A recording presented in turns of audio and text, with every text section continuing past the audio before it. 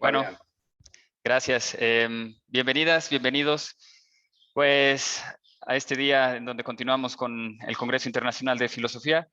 Y ahora en esta mesa, bueno, esta mesa se titula Filosofía y la 4T de México. Es la mesa de la Cuarta Transformación y la reconstrucción de la identidad nacional en México.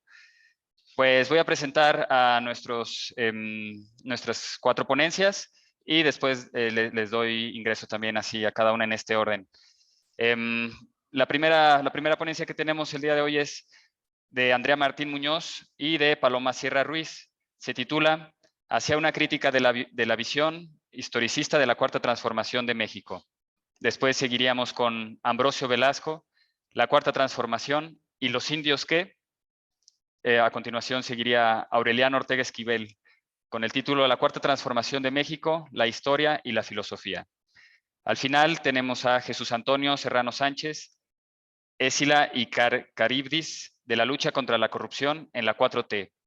Para esta mesa tenemos alrededor de 15-20 minutos por ponencia, y después al final de las cuatro ponencias tenemos la ronda de preguntas. Les estaré marcando los tiempos aproximadamente a los 15 minutos. Y bueno, empezamos con la primera ponencia. Bienvenidas, Andrea Martín Muñoz y Paloma Sierra, Hacia una crítica de la violencia historicista de la Cuarta Transformación de México. Gracias. Gracias, Fabián. Voy a empezar yo. Esta ponencia la escribimos Paloma y yo, como cada palabra se discutió 1000 veces. Y nos la vamos a dividir. Yo voy a leer la primera mitad y ella va a leer la segunda.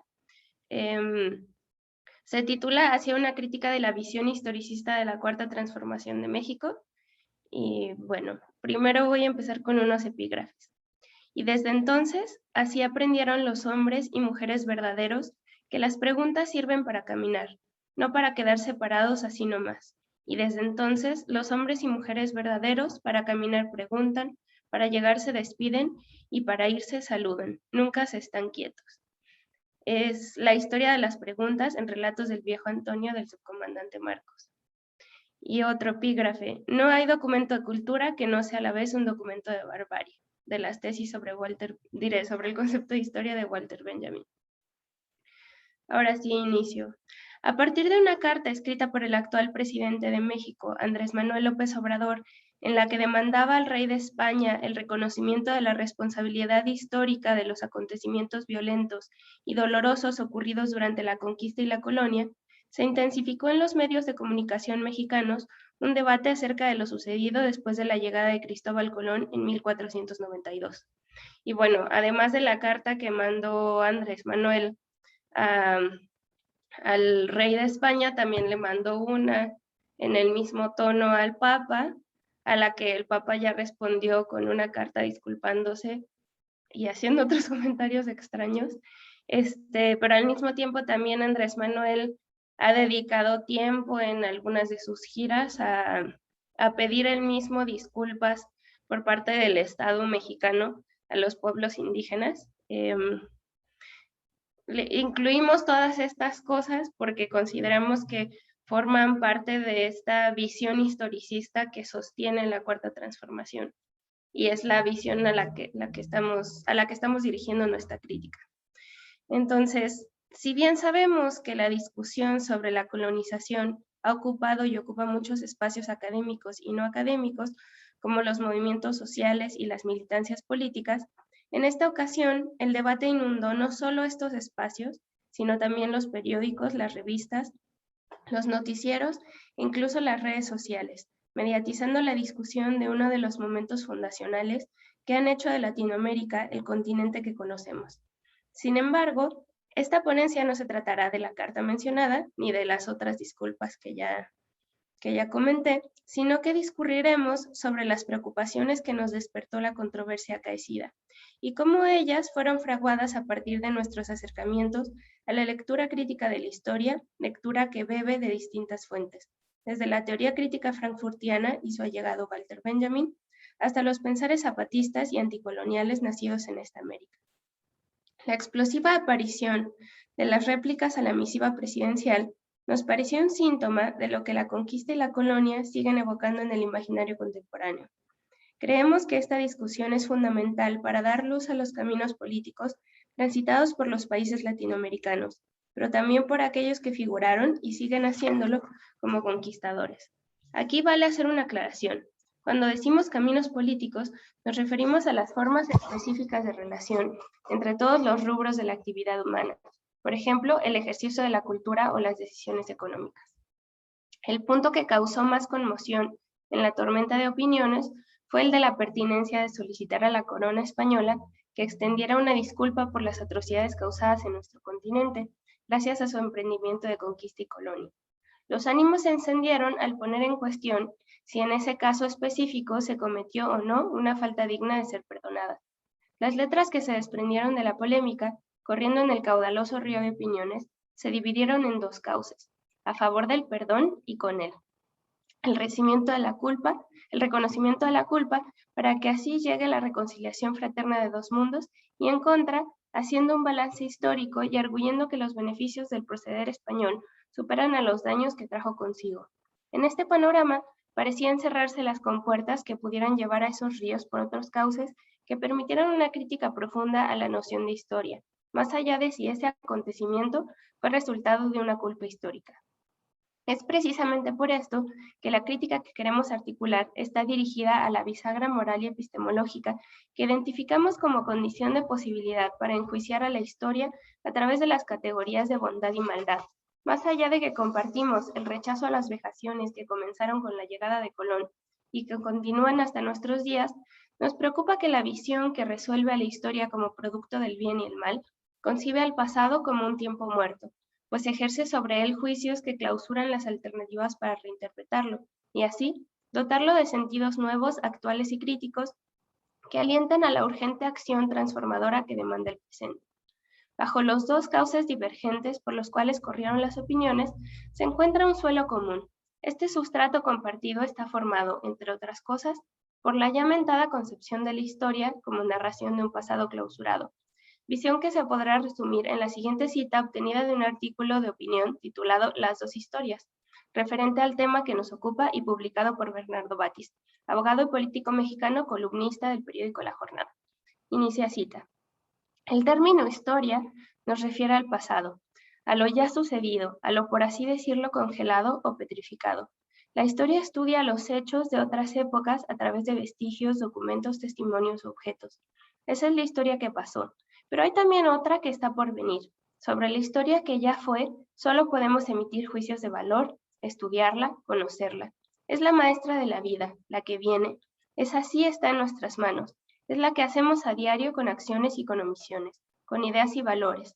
A esa historia es a la que se refiere el llamado Juntos Haremos Historia. Fin de cita. Juntos Haremos Historia fue el lema de la coalición que llevó a López Obrador a la presidencia de México. Lema en el que, al igual que en la carta dirigida al monarca español y en los diversos pareceres manifestados, se expresa una concepción sobre la historia a la que corresponde también una concepción específica del tiempo. Las formas de entender al tiempo están vinculadas con las maneras en las cuales conocemos al mundo. Es por eso que identificamos la bisagra no solo como moral, sino también como epistemológica. Ella articula el sentido de cierta visión de la historia relacionada con el pasado petrificado y el futuro esperanzador, y con ella los caminos políticos transitados y por transitar.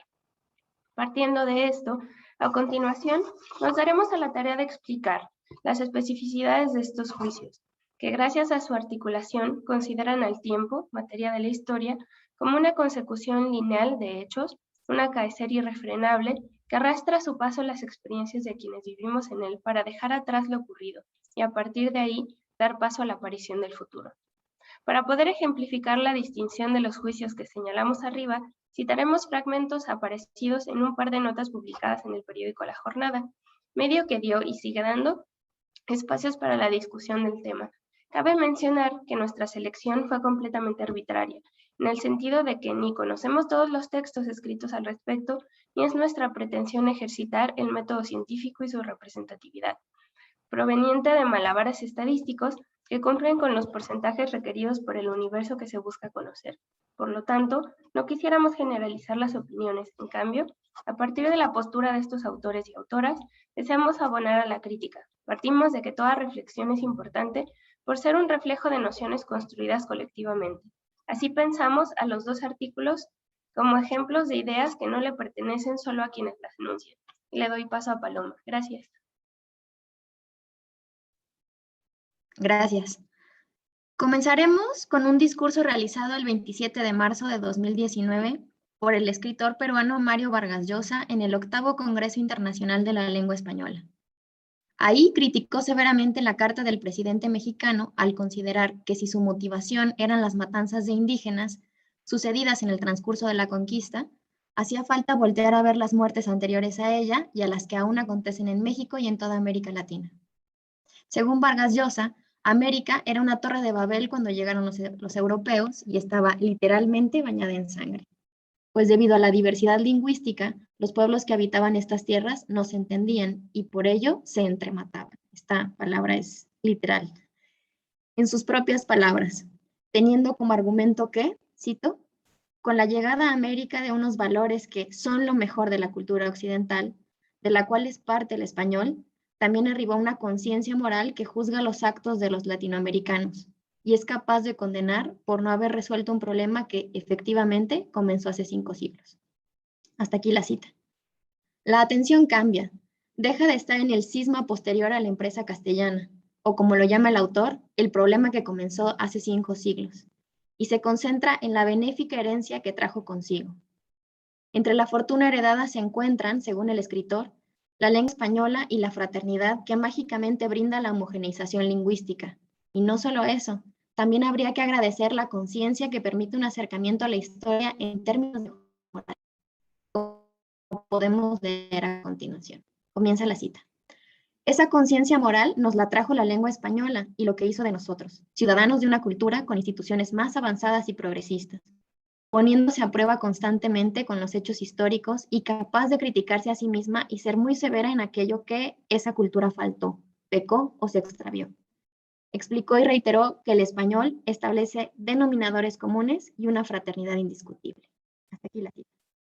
Vargas Llosa desplaza el centro de la discusión y la enfoca en los beneficios culturales y morales, exaltando sobre todas las cosas el impacto positivo de una lengua hegemónica pensada como conducto de valores morales superiores a los existentes antes de la llegada de Colón, pensándola como aquello que permitió la construcción de instituciones también superiores y posteriormente de Estados-nación.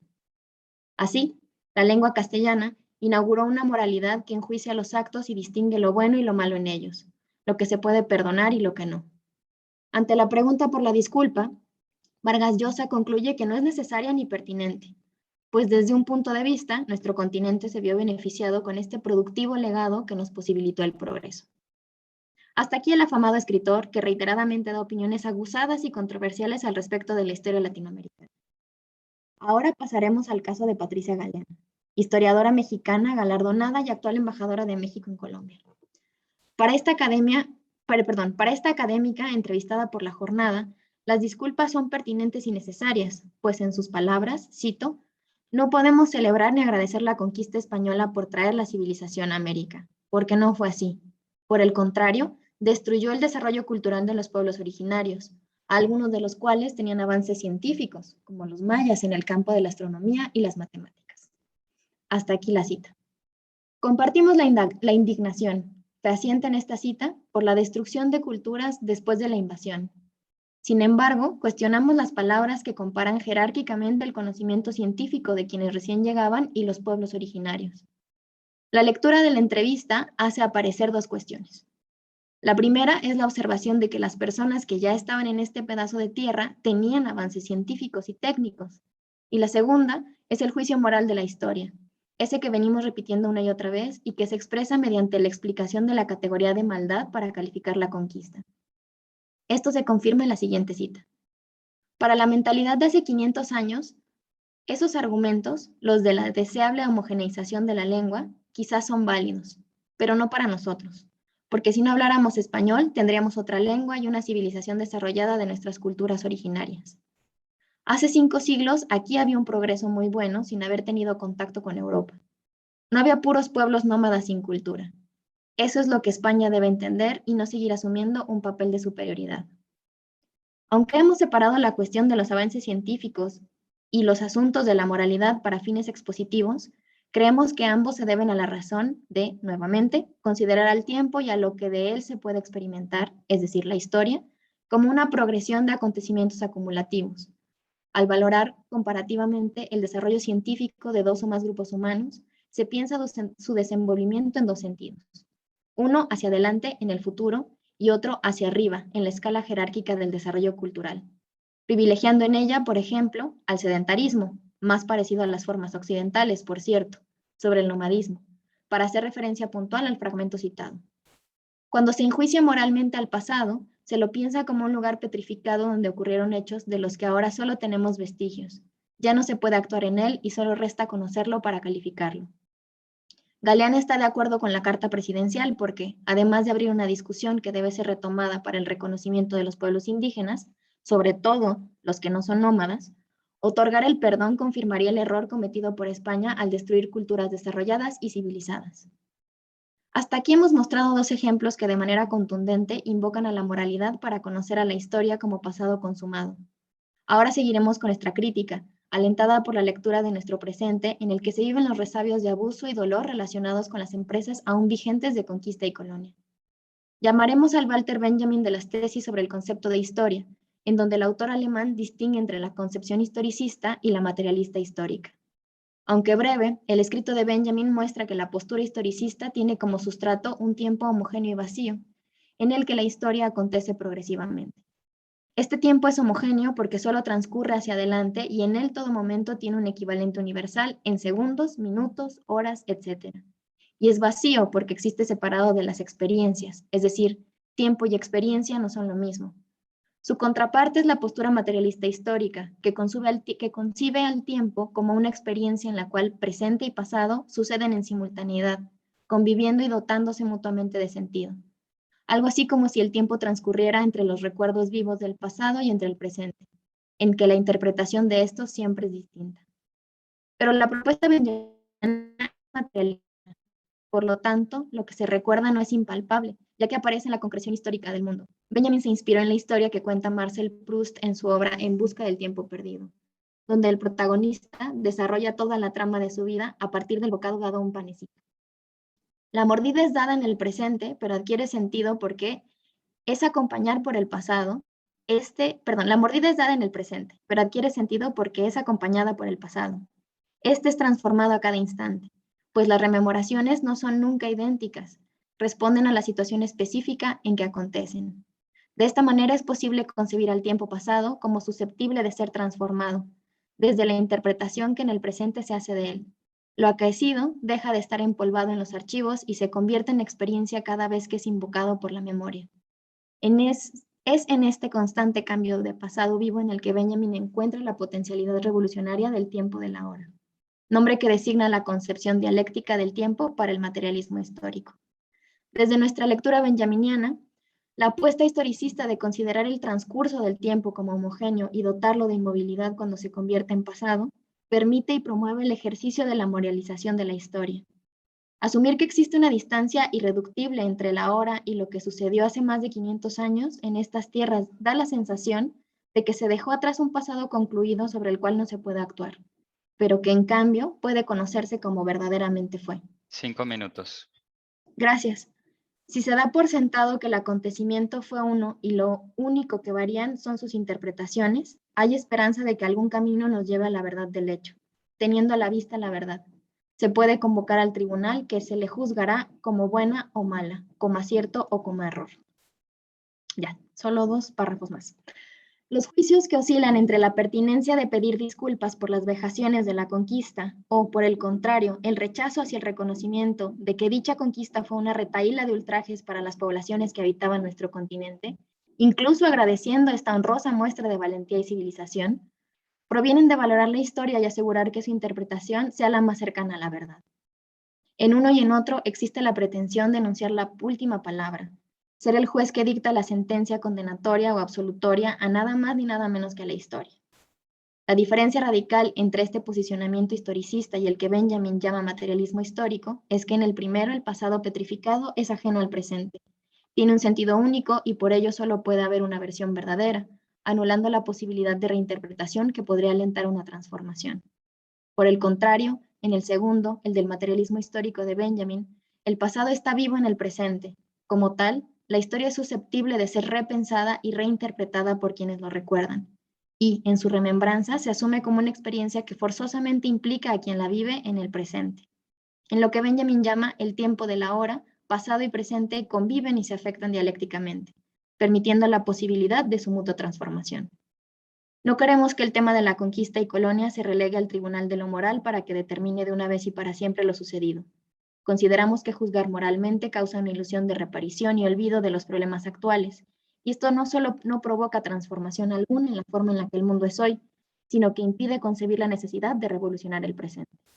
Lo que sí queremos es imaginar que unas otras experiencias del pasado son posibles, para que aparezcan también unas otras formas de transformar las relaciones que durante tanto tiempo han mantenido las jerarquías en los modos de existir de nuestro mundo. Jerarquías que privilegian ciertas vidas por encima de otras y que se traducen en sufrimiento sistematizado. Gracias. Gracias, Paloma. Gracias, Andrea, por esta Permíteme, ponencia. Sí. Fabián, como coordinador, coordinador tengo que dar unas noticias. Ambrosio Velasco, que estaba programado, está en otra actividad. Suele suceder.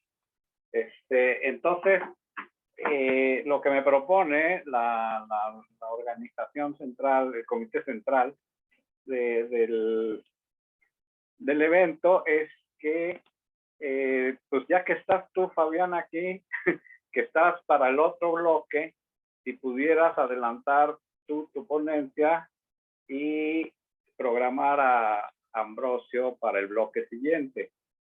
Si no, pues nada más le diríamos a Andrea, Paloma y yo, y tendríamos mucho tiempo para discutir, pero entonces, bueno, ya no escucharíamos a Ambrosio y no discutiríamos con él. Déjenme decirle, personalmente sí me gustaría discutir con él, porque tiene una posición indigenista, también un tanto romántica. Entonces, no sé cómo veas, la decisión es tuya, Fabián. Bueno, sí, yo no tengo problema con presentar ahora, claro, con gusto, y así ya pues también él tiene la oportunidad de estar allá, entonces para que no estemos tan apretados, yo puedo presentar, sí. Bueno, la siguiente, bueno, gracias, Fabián. Si quieres tú leer primero y yo después, o yo leo como... Ahora eso tú lo decides. Sí, Lili, estamos justamente discutiendo esto. Si quieres, yo, como estoy en el programa, bueno, no, porque el que falta es Ambrosio. No, entonces yo leo primero, para que te vayas preparando emocionalmente. Bueno, entonces permítanme achicar esto y abrir esto. Y luego achicarlo otra vez. Qué relajo. Bueno. Ya estamos.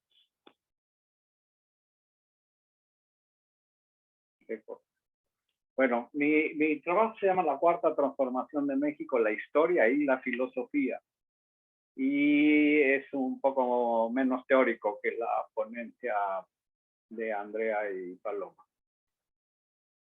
Empiezo. La Cuarta Transformación de México es en muchos sentidos una idea encarnada en un gobierno de la República que conserva como principal activo su enorme legitimidad, sustentada esta en más de 30 millones de votos.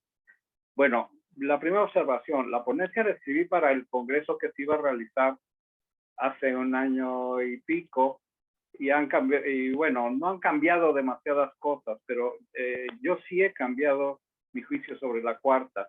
Creo que hay varias cuartas, no hay una, ¿sí? Y que cada titular de la cuarta dice, la cuarta soy yo. Entonces, bueno, tendríamos que agregar esto, ¿no? Pero en fin, pártase por lo pronto. Bueno, pero en todas sus versiones, la cuarta es una idea. Y en ciertas versiones suyas, solo se resuelve como una práctica en la esfera mediática.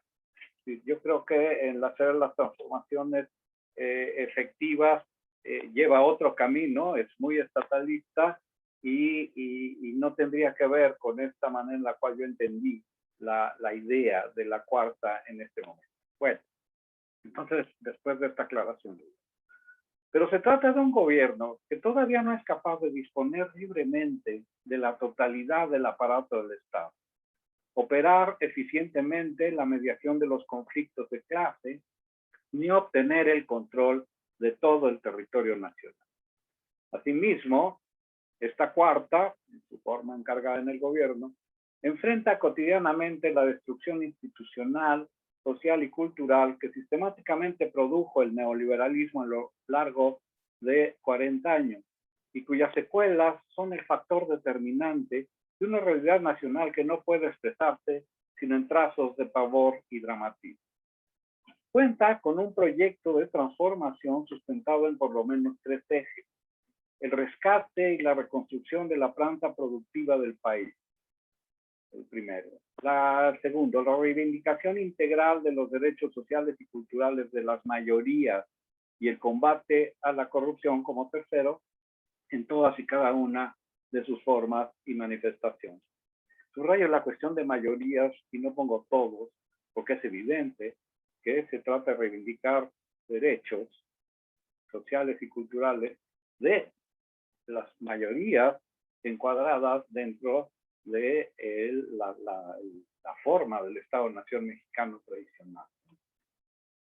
Programa que, a la vez, se sustenta en una paulatina ampliación de los ámbitos de la democracia, la legalidad y la lucha contra la violencia. Tanto la que podríamos llamar afirmativa y que representan los cárteles asociados al tráfico de drogas y sus reconfiguraciones, como la violencia social que llamaremos subversiva, representada por algunos movimientos populares, la mayoría indígenas, de oposición y resistencia en contra de la implantación en sus territorios de proyectos modernizadores o con un alto impacto ambiental. O bien, procesos que recuperan luchas reivindicativas de los sectores tradicionalmente marginados, que podemos considerar históricas, pero que al no ser resueltas por ninguno de los gobiernos anteriores, han permanecido de manera residual en los márgenes de la política y reclaman ahora espacios y tiempos y los estrechos marcos en los que se conducen en ese respecto el Estado mexicano, a lo que podemos sumar los incontables vicios antidemocráticos todavía presentes, frente a los cuales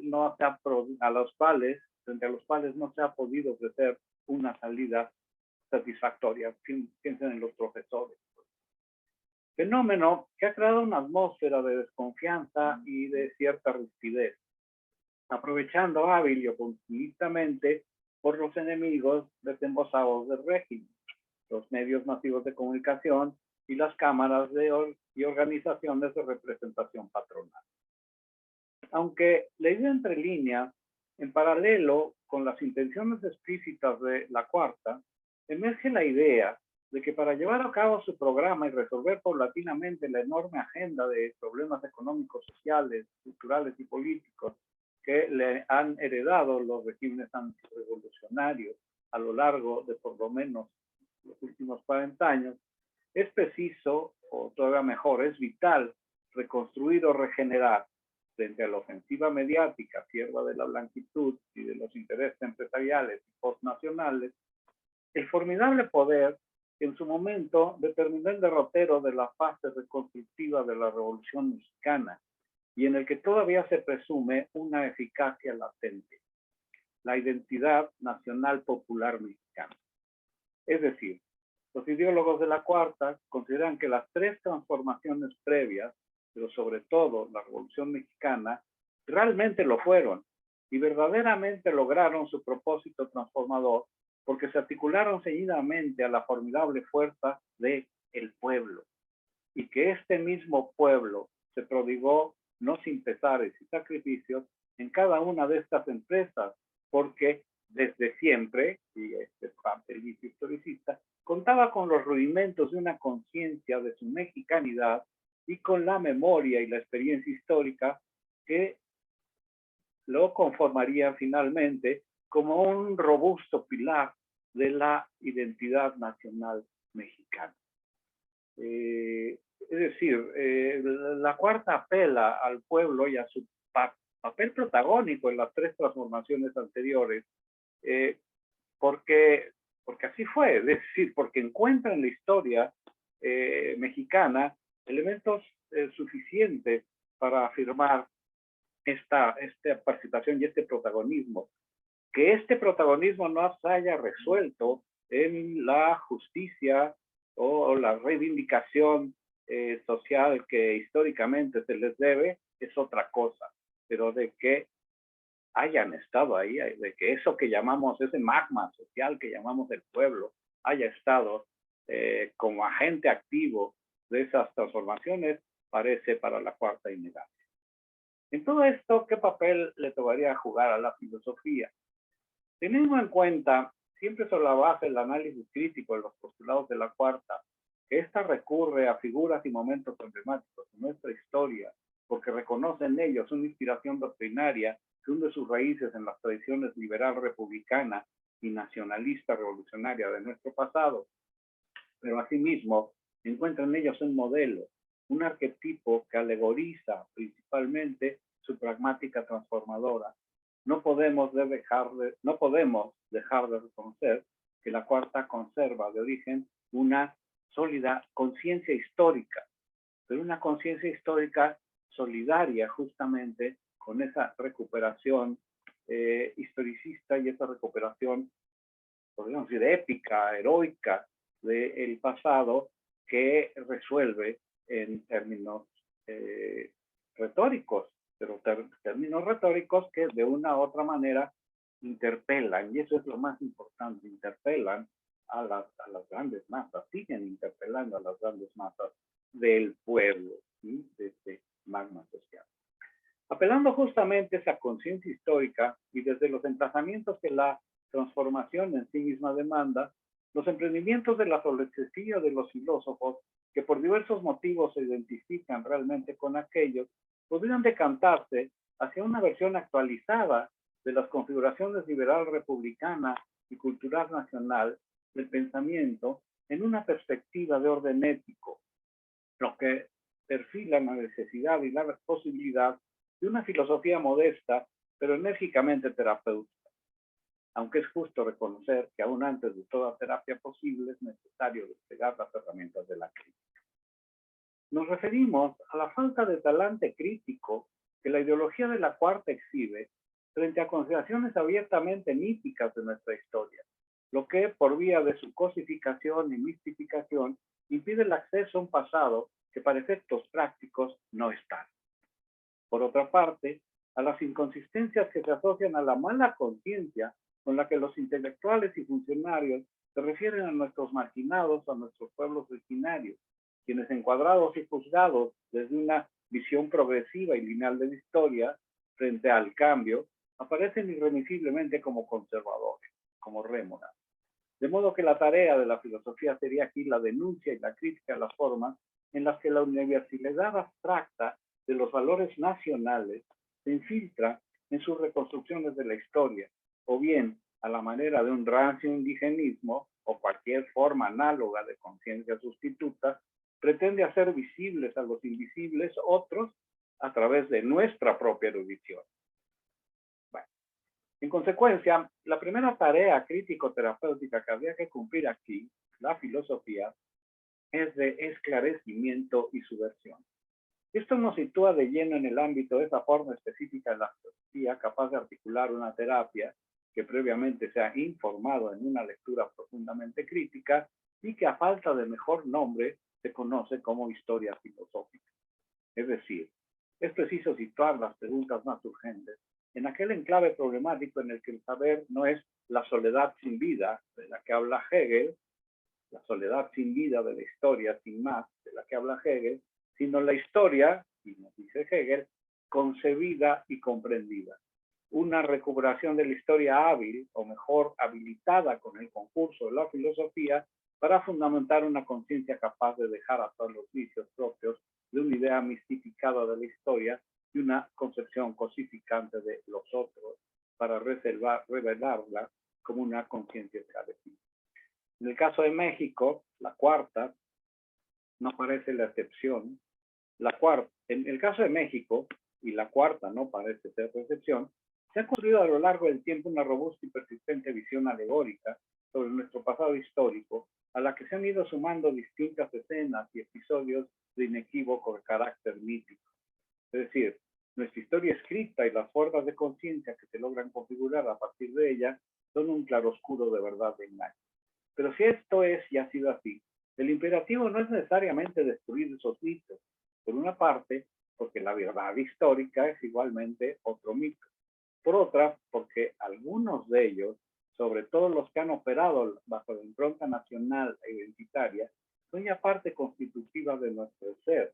Y por ser como este es, mantienen de una u otra forma su eficacia. Un pequeño, podemos destruir críticamente la figura de Juárez. Hay elementos para eso. ¿Sí? Hay elementos históricos concretos para eso. No se va a destruir la figura mítica. ¿Sí? Va a persistir. ¿Por qué? Porque su eficacia es parte de la eficacia nacional misma. ¿Sí? Y aquí tendríamos que discutir muy fuerte, no en el momento, pero de cómo se configura realmente algo que se ha negado siempre su existencia, pero que yo insisto en que está ahí, que es lo que una conciencia nacional, y una conciencia en la nacionalidad, por supuesto, en la que no caben todos, pero caben eventualmente las mayorías. Pero justo porque se trata de una eficacia ambigua, porque hablamos de mitos que, como todo expediente civilizatorio, se han articulado dialécticamente a la barbarie en la que ahora mismo nos debatimos, tampoco se trata de justificarlos y por esa vía reforzarlos, sino de esclarecerlos, de subvertir su sentido mistificador, ligando su innegable influencia a las muy distintas prácticas en las que deberá verificarse una transformación digna del mundo. Pero hay una segunda forma en que la filosofía, en clave histórico-filosófica, puede acompañar críticamente la vocación transformadora de la cuarta. Emprender el rescate de aquellas memorias negadas, que por provenir del lado oscuro de las cosas, de los marginados y los oprimidos, ni siquiera han merecido el dudoso honor de ser objeto de la historiografía. Porque la palabra precisa no es quizás rescate, sino resignificación. En un espacio muy ajeno y diametralmente opuesto a su origen, porque hablamos del ámbito del discurso teórico, resignificar las memorias negadas implica proceder como el trapero del que habla Walter Benjamin, o como en su momento y entre nosotros mismos lo hizo Revueltas a través de su literatura. Es decir, acudir a los deshuesaderos de la historia para hacer visible lo invisible.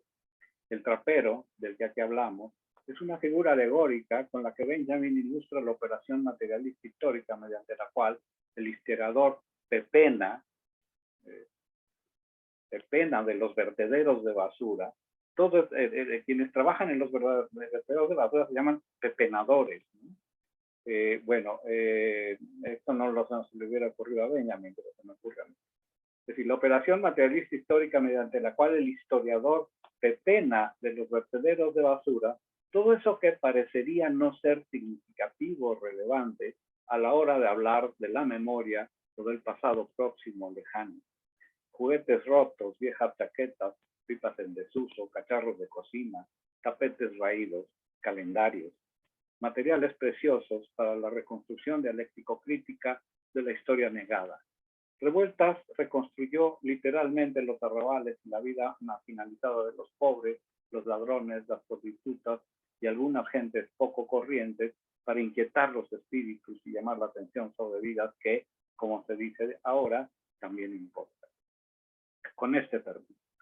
Pero en ninguna forma para sustituir lo que por su cuenta y de manera infinitamente más efectiva que cualquier filosofía hacen ya ahora por sí mismos los invisibles de esta historia, sino en la perspectiva del enriquecimiento problemático de aquella conciencia histórica de la que presume la cuarta. no solo traer a esta conciencia el hecho de que todo expediente de civilización es a la vez un expediente barbarie, sino las lecciones que, como resultado de pasar por la historia Cecilia Contrapelo, Pasos de Benjamin, podemos extraer de todo esto.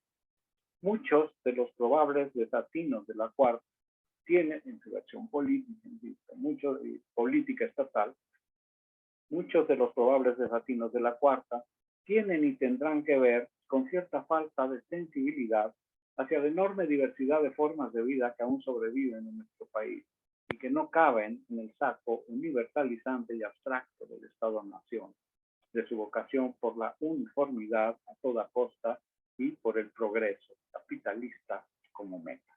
Bien, mi colaboración. Gracias.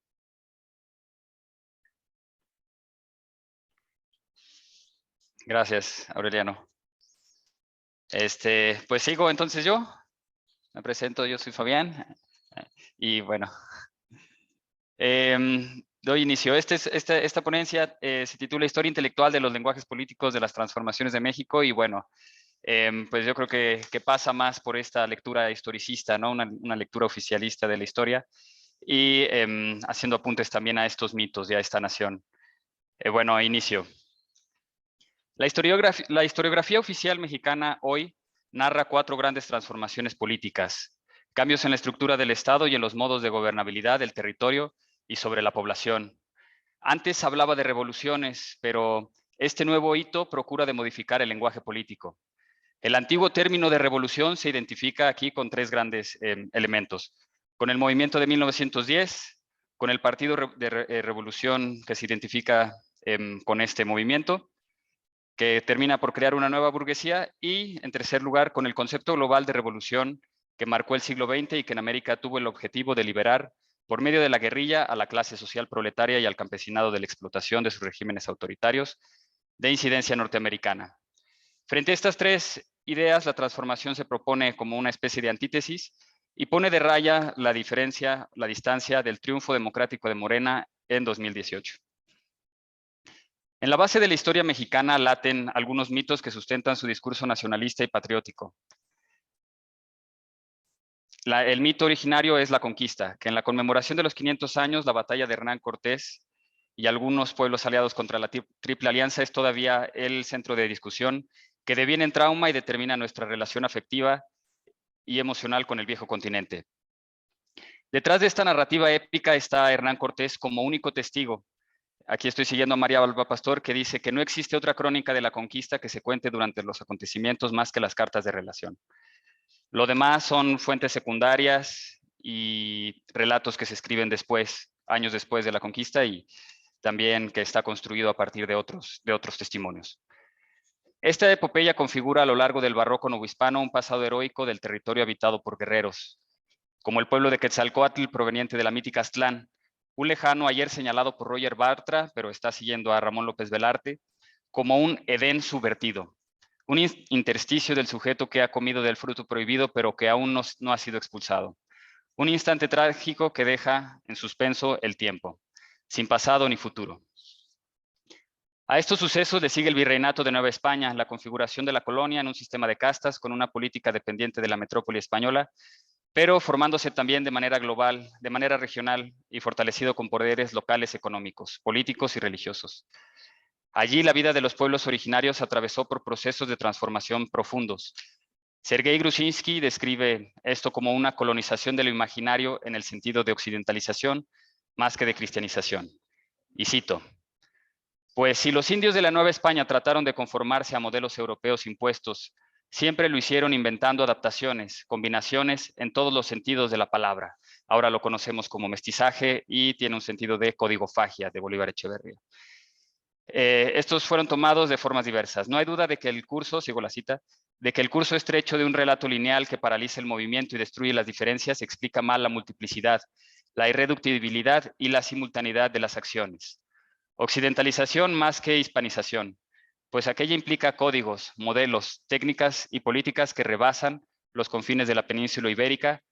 Trátese de las luces del siglo XVIII, de la contrarreforma de las empresas de los misioneros de Carlos V. La occidentalización no podría reducirse a los azares de la cristianización y a la imposición del sistema colonial.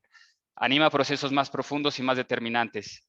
La redefinición de lo imaginario y de lo real en que los indios fueron destinados a expresarse y subsistir, forzados o fascinados. Cierro cita. Este proceso civilizatorio que se gesta en el humanismo europeo y en la Iglesia Católica Romana contribuye a forjar el sentimiento afectivo del criollo con su tierra americana, sentimiento que le conduce a encabezar el movimiento ilustrado de independencia para poner fin al sistema de castas y promover la libertad del individuo. Hacia la segunda mitad del siglo XVIII, la cultura criolla está bien definida y articula el pasado indio a la historia mexicana por medio de los intentos de Fray Servando Teresa de Mier de vincular en el tiempo a Santo Tomás de Aquino con Quetzalcóatl, sumando además el arte novohispano y también al momento inspirado por la Virgen de Guadalupe, que ha escogido al pueblo mexicano como su protector en América. Estos elementos liberan al criollo de sus orígenes españoles. La independencia estalla porque el criollo encuentra su territorio mal aprovechado por la burocracia de los Borbones, que le han dejado fuera de los altos mandos públicos, siendo pues que era una burocracia reformista. La burocracia revolucionaria está condicionada a realizar reformas sobre estas reformas. El Partido Criollo busca promover su participación en las Cortes de Cádiz, al tiempo que se vale de la destitución del virrey Iturrigaray en 1808 para inspirarse en el código indiano de los tiempos de la conquista y también aprovechar el interregno de Carlos IV, el periodo de gobierno de la familia Bonaparte en España. Sin autoridad legítima, el antiguo pacto reconoce que el fundamento de la sociedad pasa del rey a la nación, y cito al licenciado Verdad: la autoridad le viene al rey de Dios, pero no de modo inmediato, sino a través del pueblo, cierro cita. Esto permite al pueblo convocar a cortes antes del retorno del monarca. Del movimiento de independencia destacamos aquí dos puntos centrales: la autonomía de la nación de la tutela española y el artículo 5 de la Constitución de Apatzingán, que establece que la soberanía reside originariamente en el pueblo. Se reconoce además como movimiento que traza las aspiraciones del Partido Criollo y en ese sentido forja una identidad histórica que le viene del pueblo conquistado, un Edén subvertido, atemporal. Y en su lucha por la libertad reniega de la conquista. El ideal ilustrado de alcanzar la mayoría de edad pone al criollo en situación más bien vulnerable. Carga con un pasado hispánico y un pasado edénico, pero se encuentra a sí mismo como un héroe desposeído. Estas son palabras de David Brading. No se reconoce ninguno de los dos pasados históricos y ha de sostener su identidad americana en la búsqueda de un ideal político que deviene en el conflicto ya del siglo XIX entre liberales y conservadores. Bueno, acudir al siglo XIX mexicano es encontrarnos frente al conflicto entre liberales y conservadores, federalistas y centralistas, republicanos y monarquistas. Este ensayo se mueve entre la historia de las ideas y la historia intelectual, aunque esta segunda corriente interpretativa representada por Elías Palti se aleja de las coordenadas abstractas de liberales, conservadores, federalistas, centralistas, para poner énfasis en los discursos en tanto que actos de habla. Palti trata de identificar este conflicto del siglo XIX con hombres de la teoría política clásica y una periodización moderna. Para la primera etapa liberal, que va de 1810 al 54, atraviesa dos momentos. El momento de insurrección independentista, que según se expresó más arriba al hablar de Iturrigaray, pasa de la problematización retórica de las bases de la conquista americana y el derecho de Indias a socavar los problemas de legitimidad que ponen en cuestión la interrogante en torno al derecho de autonomía. El movimiento maquiavélico es, afirma, siguiendo a Pocock, cito, el momento en el tiempo conceptualizado en que la república es vista como confrontando su propia finitud temporal, como intentando mantenerse política y moralmente estable frente a un raudal de acontecimientos irracionales concebidos como esencialmente destructivos de todo sistema de estabilidad secular. Cierro cita. Tratamos de entender aquí el devenir de los sucesos que mantuvieron a la nación en guerra constante y provocaron la herida histórica de la pérdida del territorio en la guerra con Estados Unidos. En este tiempo, en este complejo proceso de autodeterminación del siglo XIX, la problematización giró en torno a la Constitución, a sus leyes y a la legitimación política.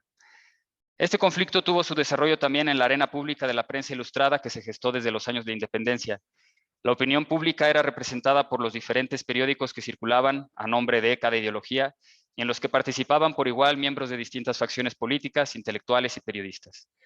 José María Luis Mora y Lucas Alamán son un ejemplo habitual de ambas posturas que expresan sus discursos filosóficos y políticos en forma de polémicas y no en libros o tratados ideológicos.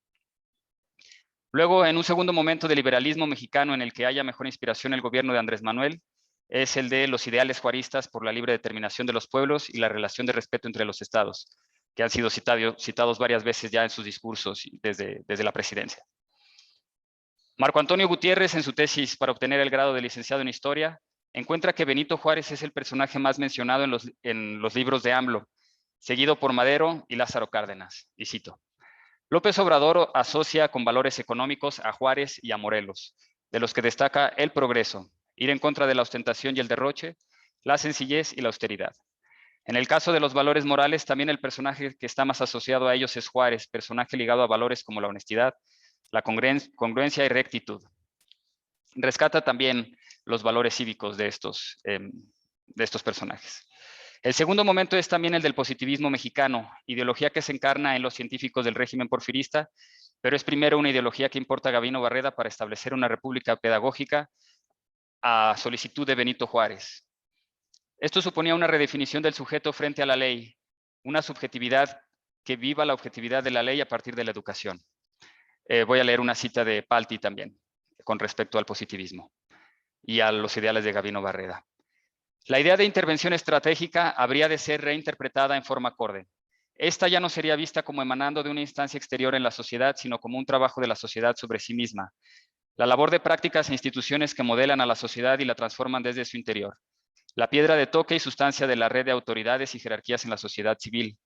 La constituye la capacidad de los individuos para ejercer el gobierno de sí mismos o self-government. El positivismo es una ideología que se importa de Francia a México para resolver los problemas sociales. El principal es el conflicto que hasta ahora se ha descrito como liberales contra conservadores y se ve en la tarea de pacificar a las facciones bajo el ideal de orden, a través de una clase dominante que cargue con el progreso del país. La crítica es que esta ideología no surge del pensamiento natural de la nación mexicana, sino que es adaptada a las circunstancias para establecer instituciones sociales, entre ellas la Escuela Nacional Preparatoria, con el propósito de educar en una línea positivista a cada individuo que ha de aprender a gobernarse a sí mismo, a sí misma. Self-government. No como sujeto democrático que habita una república, sino como sujeto productivo de la sociedad industrial. Sin embargo, esta burguesía devino en clase política identificada con el nombre de científicos, cuyas aspiraciones más allá del plano teórico no logra conciliar los intereses de las otras clases sociales. Es decir, que el positivismo contribuyó con sus bases ideológicas a generar una clase política que terminó por excluir de su interpretación social a las clases urbanas, campesinas y profesionistas de clase media, que luego estas clases sociales pues no se pueden reconocer tampoco en los ideales positivistas. El estallido de la Revolución Mexicana surge de este quiebre entre las ideas y las circunstancias. Este movimiento de liberación democrática configura un nuevo discurso desde la crítica a la adaptación de las ideas extranjeras para fundarse en el espíritu nacional. La patria que fue definida frente a las invasiones extranjeras, tanto la guerra con Estados Unidos como la intervención francesa, encuentra ahora los modos de luchar contra los viejos problemas, de una manera propia y original. Si en la independencia se reconoció la autonomía nacional y en la reforma el derecho, en la revolución se pelea por las condiciones humanas para el desarrollo del espíritu mexicano. Los ideales revolucionarios por la tierra y por la libertad bosquejan los intereses más humanos del pueblo mexicano en su versión política, que desprecia la parafernalia porfirista. El Ateneo de México negó que el positivismo pudiera ser algo ya para el país. Primero, porque es una doctrina ajena al espíritu mexicano, importada, y además porque es adaptada por una clase política más que a la realidad social. Y en un segundo lugar, porque los alcances del positivismo son limitados, no encuentra lugar en el espíritu y privilegia el progreso material al bienestar humano. Uno de los mayores alcances de Antonio Caso, figura central del Ateneo, es el estudio de la democracia que plantea una especie de, y cito a Guillermo Hurtado, democracia ética. A diferencia de Kant, quien sostenía que en la paz perpetua que hay que diseñar el sistema político para que funcione incluso en una república de demonios, Caso creía que para alcanzar el ideal democrático los ciudadanos deben ser virtuosos. De otra manera, como ha pasado en México, las leyes y las instituciones no son más que hermosas fachadas que esconden a la corrupción y a la mentira. Cierro cita. Para 1917, el Ateneo está dando los golpes finales al positivismo, no al método científico, sino a la adopción del poder de esta ideología, que legitima un régimen y que niega este régimen la posibilidad de la democracia. En palabras ilustradas de Díaz, tener que esperar que México fuera maduro para regirse por un sistema democrático. El ciudadano había de elevar su vida al rango de conocimiento positivo para acceder a la esfera privada política. En estos frentes juega el Ateneo contra el intelectualismo positivista, Antonio Caso defiende la participación moral y cívica de la nación y encuentra que un problema fundamental ha sido la restricción de todas las clases sociales en la participación de la vida pública. Con largos aires de inspiración cristiana, este autor defiende una democracia más bien reflexiva. ¿Significa esto que el curso de la nación no ha de estar determinado según el progreso económico, relaciones de producción capitalistas y burguesas, sino la entrega personal y moral al bien común? Así como lo expresa el autor, el objetivo es realizar el tránsito de una existencia como economía donde el valor central es el del progreso material, a una existencia que pasa por la pobreza de entregar todo al prójimo. La existencia como caridad. Es en este plano existencial desde donde se puede ejercer la democracia, pues solo ahí hay un espacio para la otra persona que no soy yo. Es también aquí donde el pueblo, encontrándose en una existencia miserable, puede exigir a sus gobiernos la práctica de instituciones liberales que permitan el ejercicio cada vez más democrático de la participación social y, claro, más cercano al espíritu nacional, como decía Caso, ni jacobinismo ni positivismo, una especie más bien de mexicanismo. Lo anterior significa que la democracia mexicana será posible cuando las condiciones políticas lo permitan.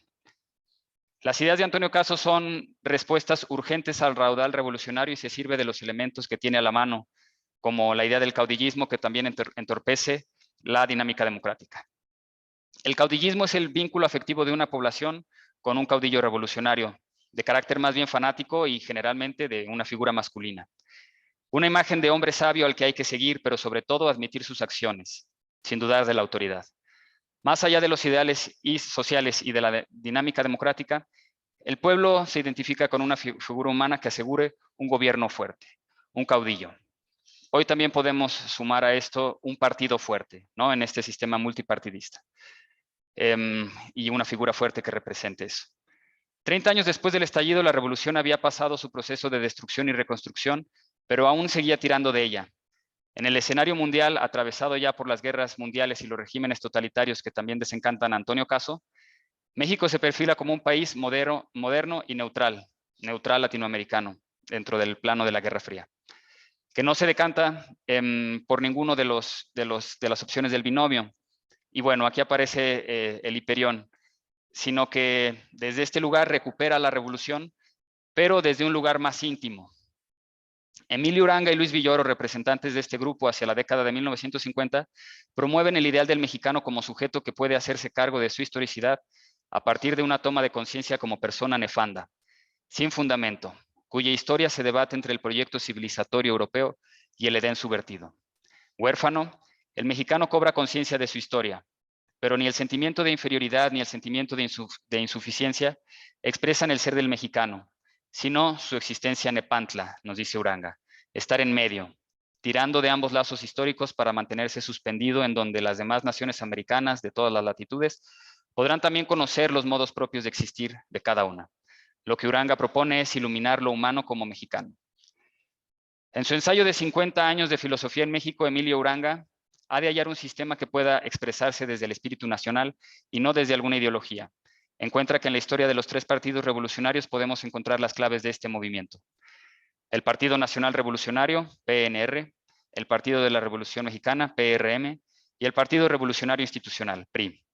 Uranga se identifica con el segundo, el PRM, momento en el que la revolución tiene un vínculo especial con el pueblo, fuera de una idea de nación del primer partido y lejos también de las instituciones que acaban por servir y legitimar un proyecto revolucionario que Uranga vio nacer y que hacia su etapa madura procuró apoyar. Bueno, estoy terminando. Este recorrido por la historia de México ha ayudado a poner en el centro la problemática de la relación entre el Estado y la idea del pueblo mexicano. Figura también etérea que desdibuja las contradicciones sociales para generar un arquetipo específico a partir del cual nos queda a cada quien identificarnos como más o menos mexicanos. Dentro también del binomio, de los binomios que hemos recorrido en la historia, pelado, apretado, identificados con el Hiperión, o el contemporáneo fifí o chairo. Pero es además una estructura que niega el pluralismo subjetivo y de los pueblos originarios y se desentiende de las relaciones inter y multiculturales para absorberlas dentro de la figura del Estado. La nación mexicana en la revolución y en estos momentos en donde se ha vuelto patente el hecho capitalista, es decir, con Bolívar Echeverría, a vivir lo invivible, la ha hecho estallar socialmente para destruir y reconstruir la estructura política. Estos movimientos han tenido la nota especial de liberar al sujeto de una serie de trabas, al sujeto mexicano, de una serie de trabas exteriores y traumas internos que le han impedido desarrollarse de una manera auténtica.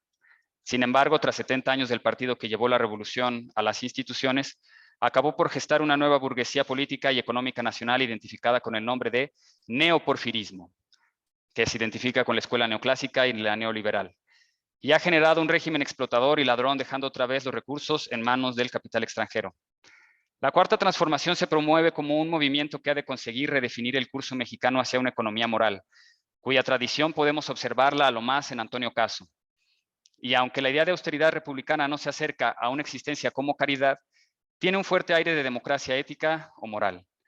Siguiendo la guía ética para la transformación de México, dice, esta guía ética está inspirada también en la cartilla moral de Alfonso Reyes. La política es un asunto de todos. Aunque no ocupes un cargo público, no debes desentenderte de los asuntos políticos ni descuidar cosas que son del interés general. Individuos y sociedades apáticas son alimento del autoritarismo y la opresión. Mantener una actitud participativa, crítica y vigilante sobre tus gobernantes es la esencia de la democracia y la mejor manera de preservar la libertad, el bienestar y la paz. No olvides nunca que el pueblo manda y que tiene el derecho de poner y quitar a sus gobernantes, así como de tomar parte en los asuntos públicos. Cierro cita. Con estas luces podemos observar que la Cuarta se mueve exclusivamente en los marcos del Estado republicano y es un movimiento declarado como iniciado al momento que AMLO toma el poder. El movimiento previo sería el Movimiento de Regeneración Nacional, Morena, que deviene en partido político. Su interés no le viene del liberalismo decimonónico que delibera en la arena pública las posibles maneras de gobernar, cuestión que tuvo el siglo XIX mexicano en constante conflicto, sino radica en el perfeccionamiento de un discurso político que suma en su seno los intereses de todas las épocas, de todas las transformaciones y de todos los pueblos. Esto podemos también verlo en la idea de democracia, cuyo momento más importante ha sido en definitiva la participación electoral en 2018. Sin embargo, fuera de ella, en el ámbito de la discusión, el gobierno secuestra a la opinión pública la posibilidad de la opinión crítica cada mañana. Se pinta de tolerante el gobierno de la Cuarta con las y los periodistas, pero el disenso hasta el momento se reconoce vagamente como oposición. La Cuarta Transformación está ocupando el arquetipo mexicano caudillista y la opinión y la crítica quedan reducidas a la elección por un sí, un apoyo al movimiento, o un no, apoyo, una negación del movimiento, que se identifica más con una política de masas. Esta pregunta también se juega en otros planos y con esto termino. Quiero decir que también debemos mirarlo desde la óptica de la geopolítica, en específico el terreno de lo bélico y siguiendo contra la guerra del narco, hoy podemos nombrarla como una guerra civil de baja intensidad. Como anécdota personal, cuento que en la carretera de la frontera entre Querétaro y Guanajuato hace 1 año y medio, un retén militar de la Guardia Nacional me detiene y una figura intimidante me hace una seña que interpreto para bajar de mi automóvil. Se acerca y lo primero que me pregunta es, ¿por quién votaste? Yo le respondo, ¿qué pasó? ¿Así vamos a iniciar? Y dice, joven, esto es la Cuarta Transformación. Esta esfera que parece escapar el estudio de los lenguajes políticos, hoy se ha vuelto un lugar central al que hace falta un acercamiento histórico. La política de abrazos y no balazos, dicha desde una perspectiva moral, trata de exhortar a la disminución de la violencia a voluntad.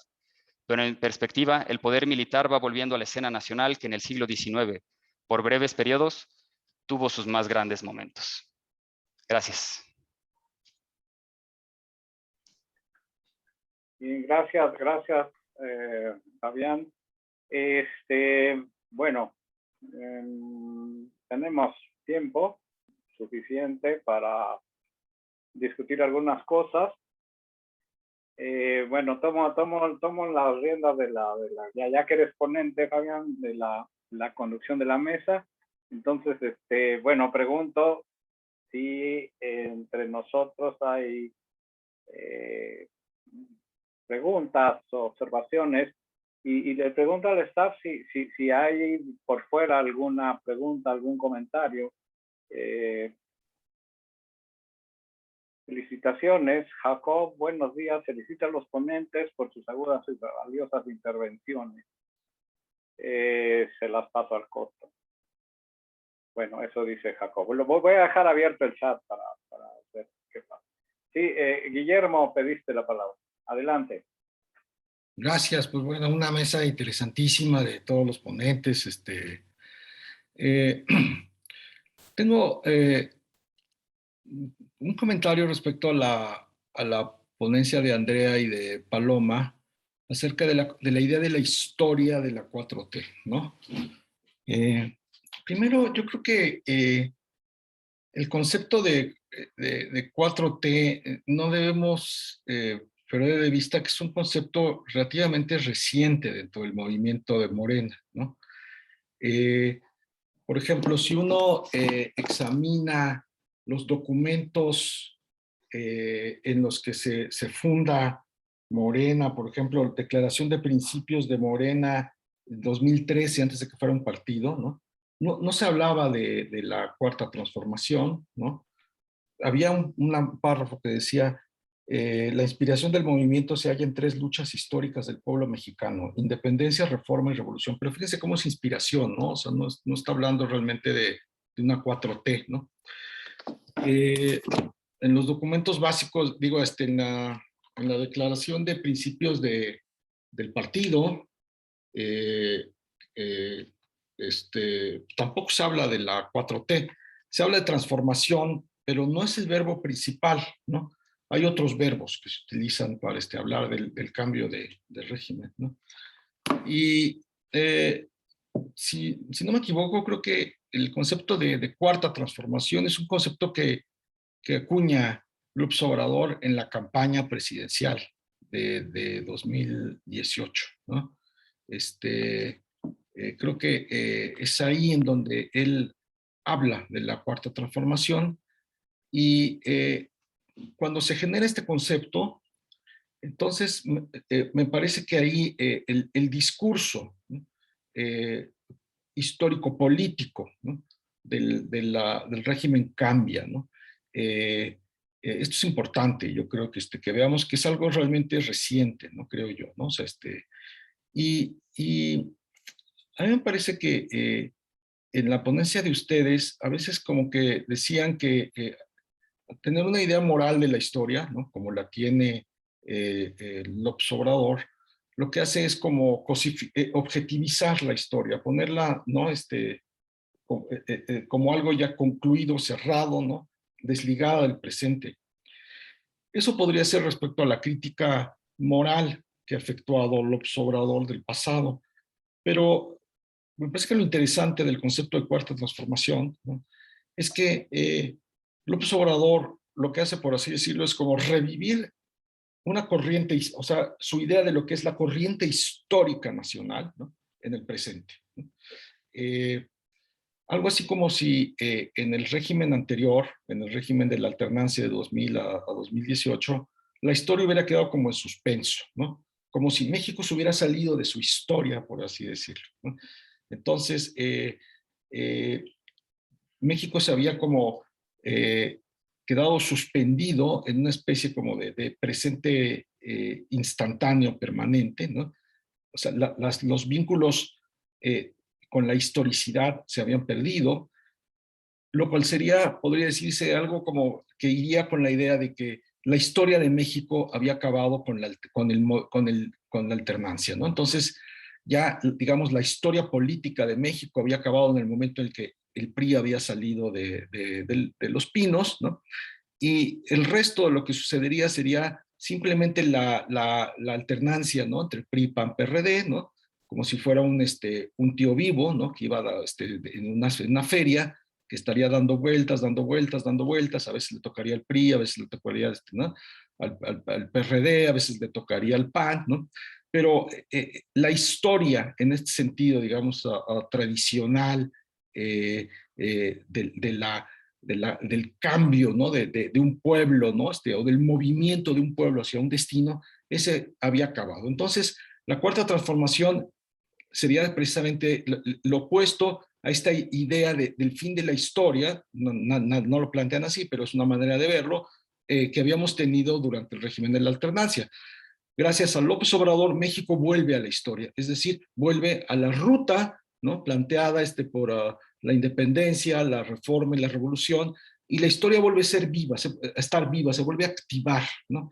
Entonces, México ahora está en la historia, recuerden el lema de juntos haremos historia, que también es muy importante. Entonces, la cuarta transformación no es, digamos, algo que tome la historia como algo que ya pasó, sino toma toda la historia, o sea, todo el pasado, y también vive, o sea, es la fábrica del futuro, ¿no? Me parecería que es una visión muy diferente a la que ustedes plantearon de la visión de la historia que podría tener el régimen a partir de su crítica moral. Entonces, no sé qué opinan de esto. A ver, si quieren, hacemos las preguntas y una primera ronda y luego respondemos. Bueno, para mí hay una de Jacob y se quisiera preguntar al doctor Aureliano, ¿quedaría acaso un resquicio de esperanza, aunque sea una noción manoseada y desgastada, para que desde las instituciones del Estado se den cuenta, como se mencionó, a modo de resignificación de los muy diversos modos de vida que habitan nuestro país? De ser así, ¿dónde podríamos encontrar dicho resquicio? Muchas gracias. Bueno, eso me lo pregunta a mí. Y yo a la vez preguntaría no preguntaría a Fabián, sino haría un comentario. Yo no sé si a alguien se le había ocurrido, pero obviamente a mí no, encontrar en Antonio Caso esta referencia.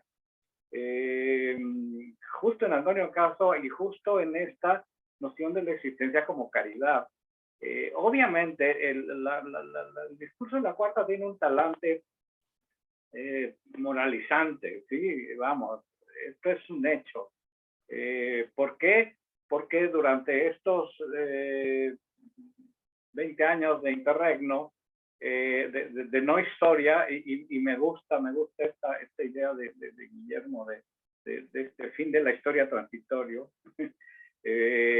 porque en efecto, o sea, aún a nivel periodístico se llegaba a decir, bueno, es que para este señor Fox vivimos en un presente perpetuo, ¿no? O sea, sin densidad histórica.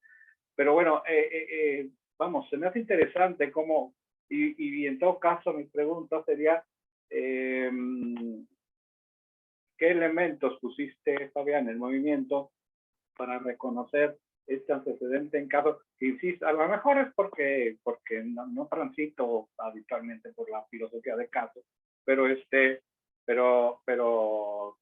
vamos, ¿qué se puso en juego para que encontrara en caso esta similitud, ¿no? Y bueno, para las chicas que empezaron,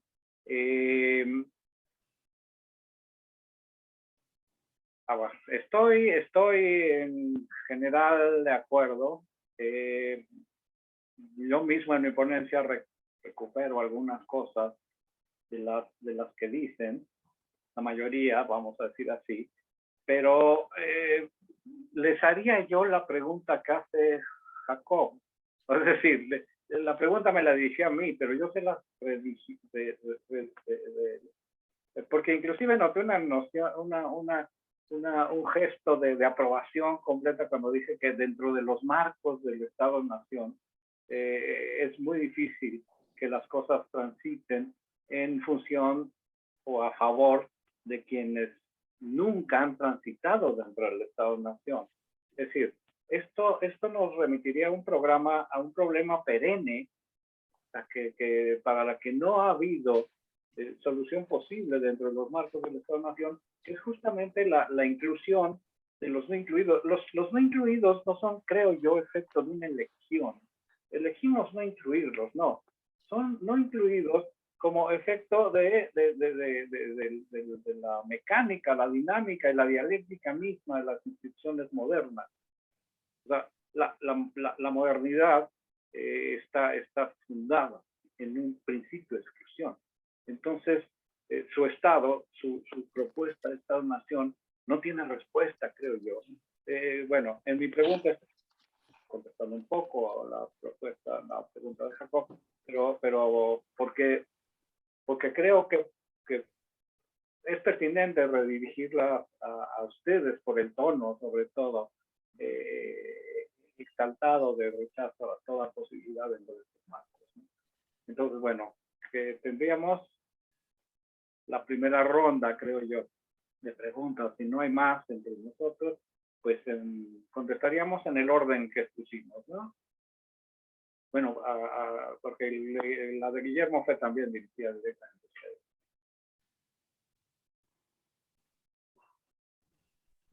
ustedes. Bueno, voy a ensayar una respuesta o algo y ya Paloma le seguirá. A la pregunta de Guillermo. Primero, claro, efectivamente nosotras no dirigimos la crítica a la idea de la 4T o al concepto de la cuarta transformación. Tal vez, de hecho, esa pregunta la pueda responder un poco mejor Aureliano, porque sí abundó un poco al respecto. Pero sí nos dedicamos un poco a pensar en el lema este de Juntos Haremos Historia, que fue el lema de la campaña de Morena en 2018. Y justo lo mencionamos en el texto porque nos pareció que está en esta línea de la historia historicista a la que dirige su crítica Benjamin y a la que también dirigimos nuestra crítica nosotras, porque por un lado esto mismo que decías de que en por ejemplo, lo que Andrés Manuel ha llamado el periodo neoliberal, la historia quedó relegada, bueno, tal vez quedó relegada en el discurso, pero eso no quiere decir que la historia no se siguiera construyendo de alguna forma, ¿no? O que todos esos instantes del periodo neoliberal no estén insertos en la historia. Que existiera un discurso, tal vez sí, del fin de la historia, en este sentido postmoderno de decir que pues ya se había alcanzado la democracia y entonces ya se había alcanzado el culmen del desarrollo de la historia, por lo tanto ya era su fin. No he escuchado pues que el PRI y el PAN manejara este discurso, pero digamos que sí podríamos pensarlo desde ahí. Y efectivamente, desde la cuarta transformación, sí hay un regreso a la historia, pero es esta misma historia historicista, es decir, el discurso del fin de la historia y el discurso de la historia historicista comparten ciertos fundamentos teóricos y ciertas ideas base, ¿no? Que son justo a las que estamos un poco dirigiendo nuestra crítica.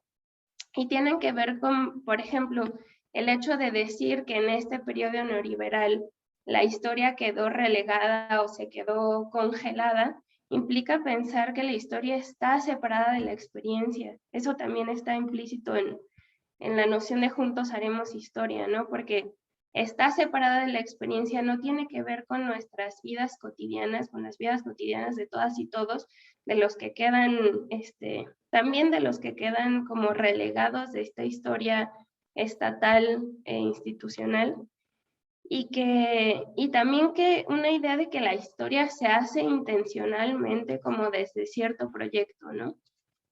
Siento que también nuestra crítica está dirigida a eso. Entonces, efectivamente, hay un muy notorio, no regreso pues, pero intento de recuperación de cierta forma de hacer historia. Eso no lo vamos a negar, ¿no? La historia parece ser algo muy, muy, muy importante para la cuarta transformación y particularmente para Andrés Manuel, pero es esta historia historicista a la que nosotras dirigimos nuestra crítica por ser moralizante, por pensar, por ejemplo, que en el momento en que Andrés Manuel va con la tribu yaqui y le pide perdón, ya ese capítulo de vejaciones queda clausurado y entonces yo ya les pedí perdón y ya firmamos nuestro acuerdo de justicia por la tribu yaqui, ya estuvo, ¿no? Aunque se haya hecho con los representantes institucionales e institucionalizados de la tribu yaqui, excluyendo a todos los demás, ¿no? Entonces, justo es una crítica dirigida a esta idea de que si se pide perdón, es decir, si se moraliza y se hace este juicio a la historia y se concluye que eso fue malo, ya queda ahí clausurado y que entonces podemos seguir adelante construyendo esta historia que sí es la buena, ¿no? Que sí nos va a llevar como a la liberación. Entonces, no sé si Paloma quiera seguirle. Gracias. Pues no, creo que lo dijiste muy bien. Tal vez yo recuperaría un poco la cuestión, bueno, tú hablaste sobre la postura del pasado de la 4T y a mí me gustaría hablar sobre la postura hacia el futuro y esa consideración del tiempo historicista que concibe a la historia como algo que va pasando de manera lineal, ¿no? Y que precisamente eso permite concebir que durante estos 18 años de alternancia se quedó ahí parada, pero que ahora vamos a arrancar motores y entonces ahora sí vamos para adelante, ¿no? Recupero también lo que dice Andrea, estamos criticando una noción epistemológica y moral, ¿no? No solamente la cuestión discursiva, que definitivamente es muy distinta a la de las otras presidencias, ¿no? De hecho, antier estaba revisando los libros de texto gratuitos de la SEP, y entonces a partir del 2008, con Felipe Calderón, se transforman completamente los libros de lectura, sobre todo, y entonces dejan de lado los versos de López Velarde, de García Lorca, de Castellanos, de todos estos que se veían en la primaria, y ahora quitan todos esos autores y ponen historias así de reyes, y todas las criaturas que aparecen en los libros son súper blancas, y, o sea, un discurso completamente distinto que sí se tenía previo al 2000, ¿no? A la llegada de Fox. Y revisé los del 2019 y regresan todos estos discursos pues que dan sentido a esta historia patria, pero que sigue siendo una historia patria oficial, que a mí me parece, por ejemplo, muy grave que piense que no pasó nada del 2000 al 2018, cuando, por ejemplo, se fraguó la guerra contra el narco, que es una de las principales cuestiones a atender que nos atañen, ¿no? Que son muy preocupantes. Entonces, sí, más bien nuestra postura o nuestra crítica va a la postura epistemológica del historicismo y a la postura moral del historicismo, que ya sea en el neoliberalismo o en este discurso oficial de la patria, se puede ver reflejado. A ver, bueno, respondo, me toca a mí. Es decir, hoy ya hay nuevos. Bueno, la voy a leer antes. A ver.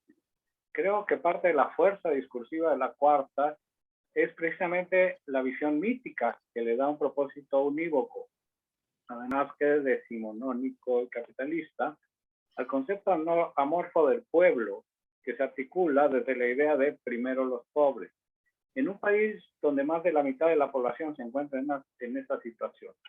Lo que vende en sí es una visión de la historia para los destituidos, pero con un tinte moralista y que plantea únicamente restituirlos en el mercado.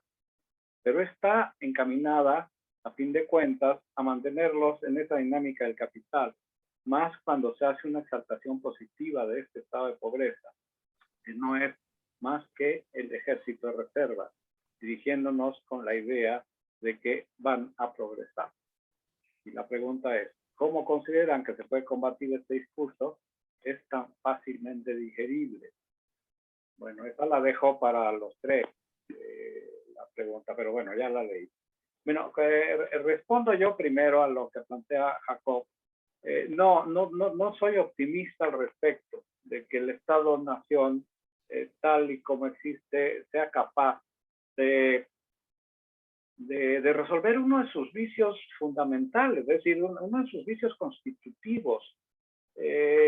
Un Estado-Nación es justamente, cito a Echeverría casi de memoria, una entidad de consistencia artificial que realmente está representando los intereses de un grupo hegemónico dentro de una sociedad desgarrada, obviamente, pero está representando los intereses de un grupo hegemónico con la capacidad de presentarlos como intereses generales, como intereses de todos. Es decir, con la capacidad política, jurídica, ideológica y cultural de presentar sus intereses como los intereses de la nación, ¿sí?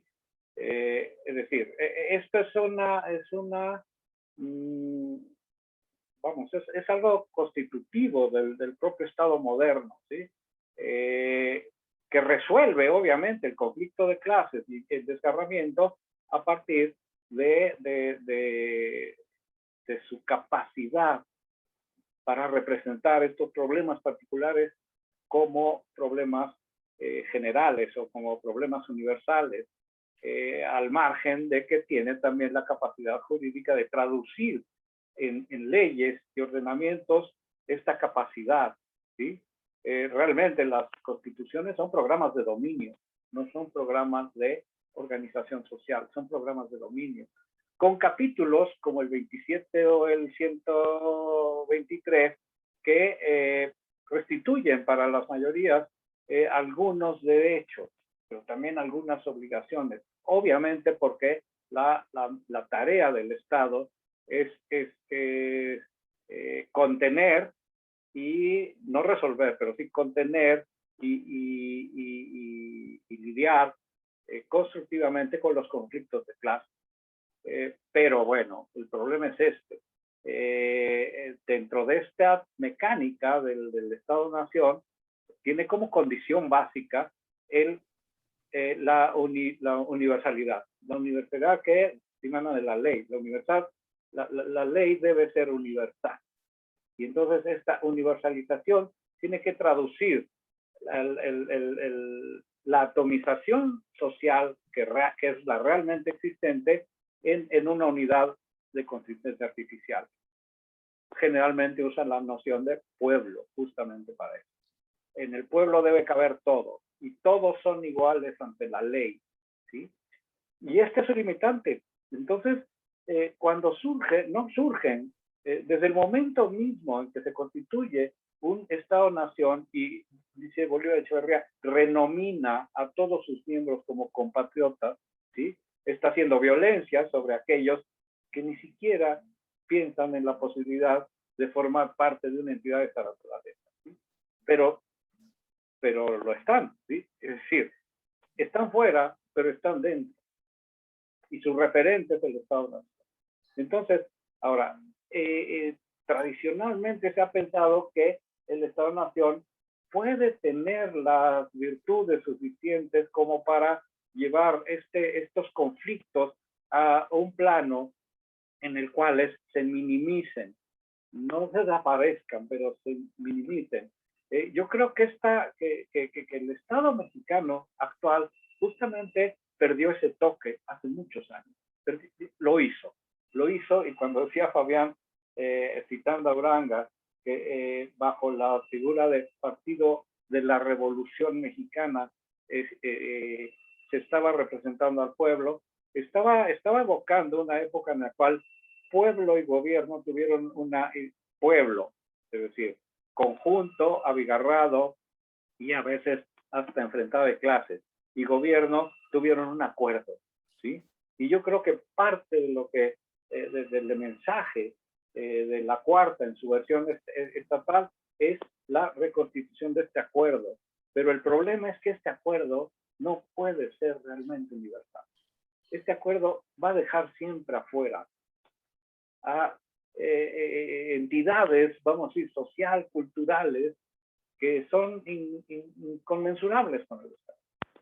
Entonces, ¿qué hacer? ¿Un Estado pluricultural, un Estado plurinacional?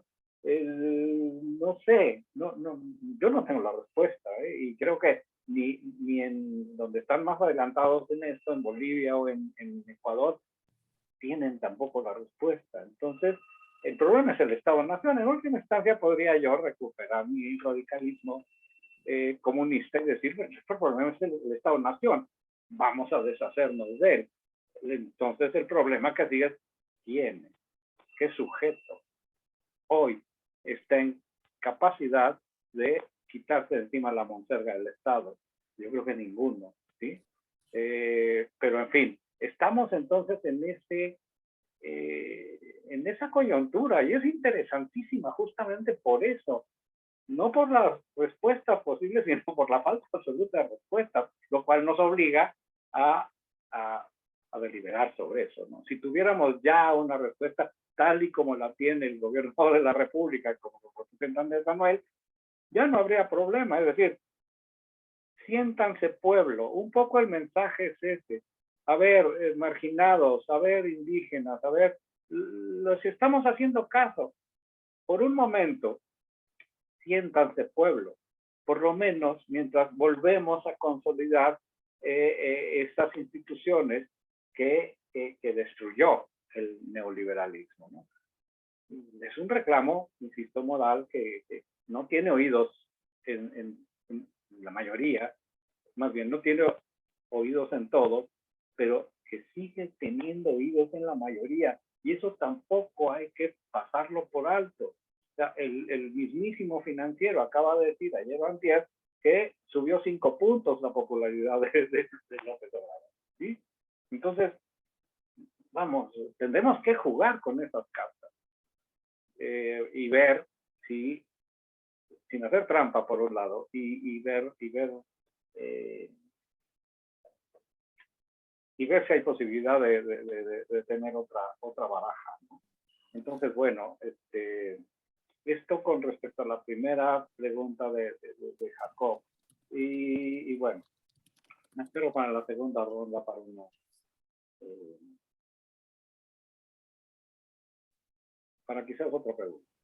Bueno, bueno, voy yo. La pregunta sobre la relación entre Antonio Caso y el gobierno de la 4T, pues es más bien intencionado, no es como que pueda recapturar algo radical de Antonio Caso en la nueva teoría democrática, ¿no? Entonces trato como de emparentarlos, aunque estén separados.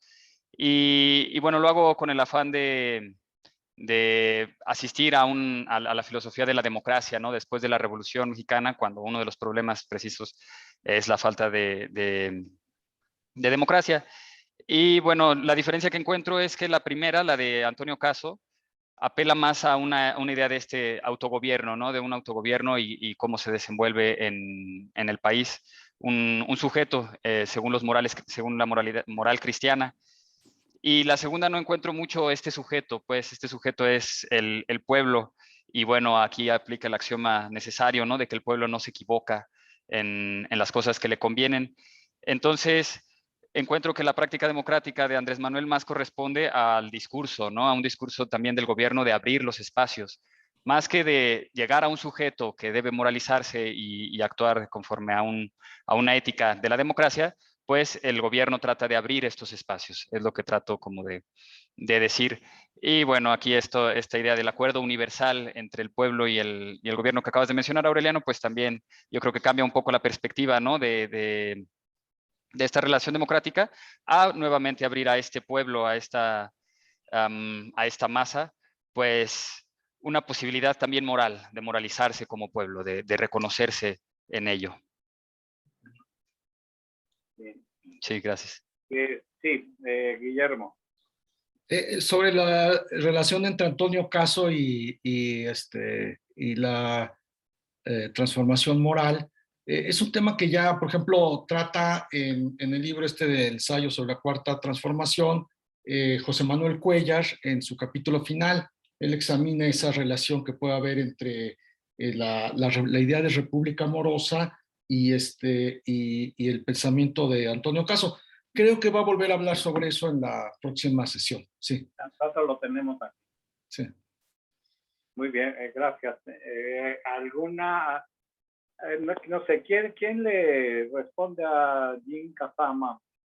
Es una muy larga intervención. Pero bueno, a ver, yo mencioné en un momento que los mitos no son la verdad histórica, pero la verdad histórica es tan mítica como los mitos, ¿sí? Es decir, decía en un momento de inspiración Manuel Cruz, la historia es un territorio violentamente disputado, ¿sí? Es decir, y con la idea de que obviamente no está muerta, ¿no? Y de que obviamente esta historia tiene su prehistoria, su historia y su posthistoria, ¿no? Y que entonces la violencia con la que se discute, pues, con la que se disputa la verdad histórica, o por lo menos su aproximación, llega a ser fuerte. Justamente la polémica que estamos ahora viviendo es un reflejo de esto.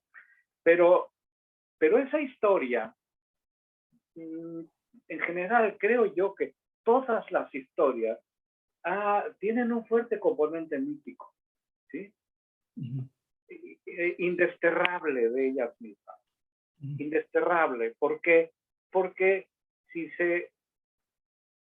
volvamos a los orígenes, dice François Châtelet, porque hay historia, porque el pueblo griego, en un momento dado, ¿sí?, en su oposición ha habido muerte con el pueblo persa, o sea, porque los griegos en su oposición con los persas tuvieron en la historia una herramienta de cohesión, ¿sí?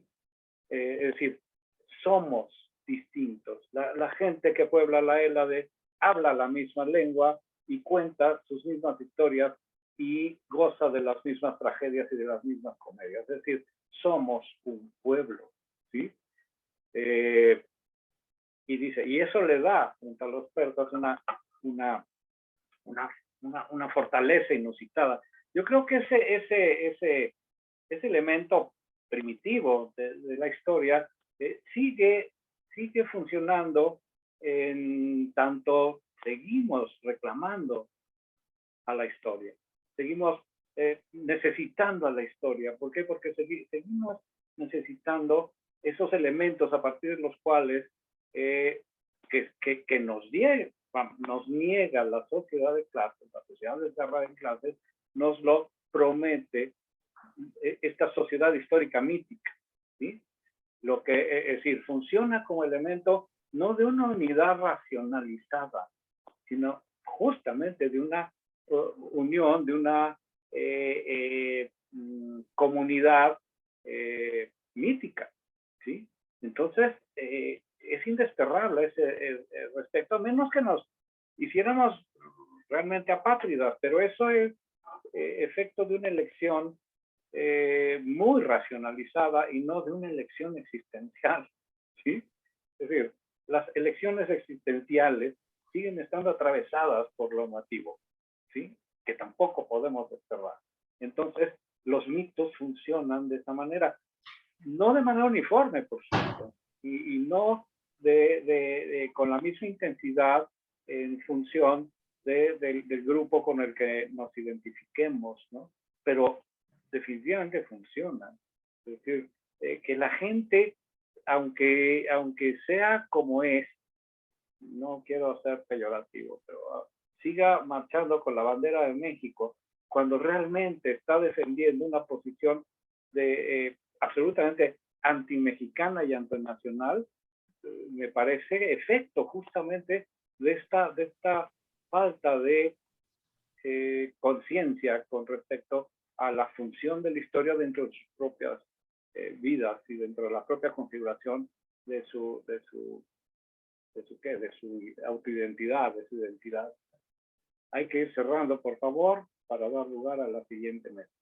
Sí, 3 minutos tenemos entonces. No sé si quieran al 45 nos vamos. Si quieran agregar algo más. Sí, Guillermo. No, pues creo que esta mesa dio mucho para pensar. Tú recordabas esa frase de Manuel Cruz de que la historia es un campo violentamente disputado. Lo que estamos aquí haciendo es filosofía de la historia, que es todavía más disputado, ¿no? y filosofía del presente, ¿no? Filosofía de la historia de México y es filosofía de la historia presente de México. Yo creo que es normal que nos queden muchísimas preguntas porque estamos filosofando acerca de un proceso que está sucediendo ¿no? En nuestras narices, casi por así decirlo, ¿no? Entonces, yo me congratulo mucho que en el Congreso haya una mesa como esta, porque realmente yo creo que es filosofía en acción, filosofía mexicana en acción, y quería darle pues las gracias y felicitar a todos los ponentes por esto. Gracias, Guillermo. No sé si quieran agregar algo. O Fabián. Yo nada más quisiera reiterar un poco esta provocación que haces, Aureliano, respecto a poner en duda la idea del Estado-Nación, porque parece que los proyectos que se van configurando a partir de ahí, pues terminan cayendo en la misma tensión historicista y en la misma exclusión y en la misma mitificación del pueblo, y voy a permitirme decirlo, en la misma violencia. Entonces creo que sí, pues no tenemos respuestas y creo que tampoco es la intención ni de la filosofía ni de nosotras, ¿no? Sino más bien conmover el asunto y creo que una muy buena conmoción sería eso, pensar que si hay otra forma de organizarse, tal vez no derrocando al Estado-Nación, pero sí paralela y simultáneamente, ¿no? Cuando hablabas de que no hay ahorita sujetos posibles de que podamos derrumbar al Estado-Nación, o sea, casi como un golpe de Estado, pues no, tal vez no hay condiciones, pero creo que sí hay condiciones para repensar las relaciones fuera de lo que el Estado-Nación propone como única organización política, ¿no? Y bueno, no es una respuesta, son más preguntas, pero ahí iría mi comentario. Yo dije en un momento dado que a la hora de la constitución de los estados, y cuando digo constitución de los estados no me refiero a un acto fundacional, sino a los actos fundacionales que casi cotidianamente se están dando, ¿sí? Es decir, el Estado-Nación se está reinventando casi cotidianamente, o sea, y la existencia de un... Yo decía, ¿para qué sirven los diputados? No sirven para mucho, güey, pero dentro del esquema, digamos, normal de la función de un Estado-Nación, es porque están cotidianamente modificando la configuración jurídico-política de la nación, ¿no? Del Estado y de la nación. Pero bueno, pero más bien a lo que iba es esto. En cada avatar, en cada reconfiguración, que insisto, son muy próximas unas a otras, hay una elección que no está tomada sobre bases racionales, sobre la noción de mayoría, ¿sí? Es decir, yo mi interlocución es con las mayorías, no con todos, ¿sí? La interlocución dentro del propio esquema del Estado-Nación con todos es lo que es imposible. Pero no solo la interlocución, sino la inclusión dentro de su propia perspectiva. Es decir, insisto, la exclusión es parte de su misma constitución, ¿sí? O sea, si soy un Estado-Nación mexicano que adopta el español como lengua nacional y que tiene ciertos emblemas y que se identifica a través de muchísimas cosas, ¿no? De una parafernalia inmensa, pero digamos, en la cual no hay mucho de mítico, dijimos, pero más o menos estable, ¿sí? Cuando elijo esa forma, ¿sí? Estoy eligiendo dejar afuera otra. ¿Qué hacen las otras? Es decir, ¿qué han hecho las otras? Resistir, subsistir, estar ahí, negociar, a ver, aquí está Xochitl y no sé si me deje mentir, pero yo creo que las primeras leyes de India, ¿sí?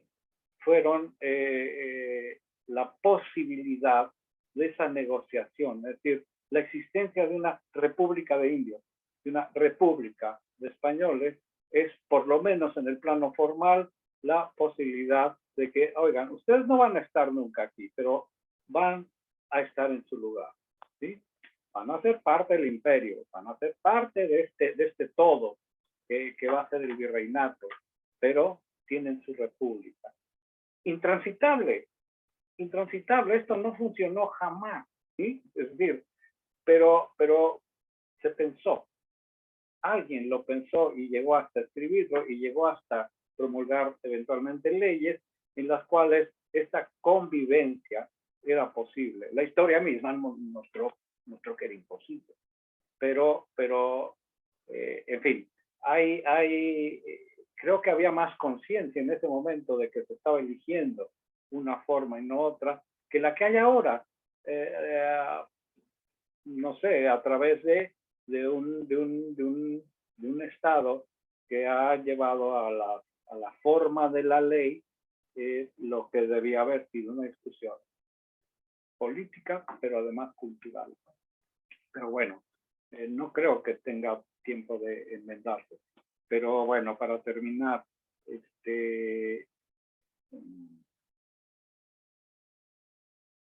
en las condiciones en las que estamos, ¿sí?